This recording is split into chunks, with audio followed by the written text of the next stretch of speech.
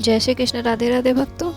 आज मैं आप लोगों के लिए टोटा गोपीनाथ जो कि उड़ीसा में स्थित है एक कहानी लेके आई हूँ। तो चलिए शुरू करते हैं। उड़ीसा में एक स्थान है टोटा गोपीनाथ। तो वहाँ के पुजारी जी थे, वो सेवा करते करते उनकी उम्र काफ़ी हो गई थी। उनकी कमर झुक गई और जैसे ही कमर झुकी तो वो जैसे ही ठाकुर जी को चंदन लगाते तो माथे की जगह नाक पर लग जाता, आँख पर लग जाता, गाल पर लग जाता, होठ पर लग जाता। तो दर्शन करने जो आते भक्त वो बोलते, पुजारी जी देखो, गोपीनाथ जी के आँख पर चंदन लगा दिया आपने, गाल पर लगा दिया, मुंह पर लगा दिया। उनको बड़ी पीड़ा होती। मन में सोचने लगे कि अब मैं एक काम करता हूँ, एक पुजारी रख लेता हूँ। अब मुझसे तो सेवा होती नहीं, कमर झुक गई मेरी। पुजारी जी जैसे ही मंदिर में आए, जो कि नए पुजारी थे, और सेवा के लिए प्रस्तुत हुए। और एक दिन की सेवा पुजारी जी ने दी। रात्रि में मंदिर जैसे ही बंद हुआ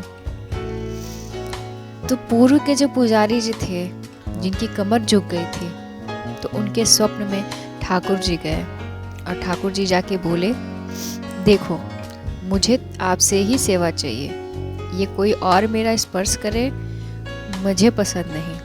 आप ही चंदन घिसो, आप ही पोशाक पहनाओ और आप ही श्रृंगार करो। इस पे पंडित जी बोले, ठाकुर जी मुझे बहुत प्रसन्नता है, आपको मुझसे सेवा चाहिए, पर मैं तो बीमार हो गया, मेरी कमर झुक गई, अब कैसे चंदन लगाऊं आपको। ठाकुर जी बोले, हमें नहीं पता, हमें आपसे ही सेवा चाहिए। कल सुबह दूसरा पुजारी नहीं आना चाहिए, आप ही आओगे सेवा में। बेचारे प्रसन्न भी हो रहे थे पर रो भी रहे थे। प्रसन्न इसलिए हो रहे थे कि बताओ ठाकुर जी को मेरे हाथ से सेवा चाहिए, और रो इसलिए रहे थे कि मैं सेवा कर नहीं पाता। दूसरे दिन स्नान करके मंगला में जैसे ही मंदिर में प्रवेश किया तो क्या देखा, जैसे हम बैठे हैं सुख आसन में, ठाकुर जी नीचे ही बैठे गए।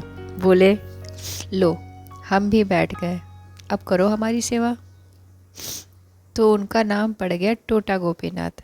पर एक टोटा गोपीनाथ है जहाँ बैठे हुए हैं ठाकुर जी। ये कहानी आप लोगों को कैसे लगी?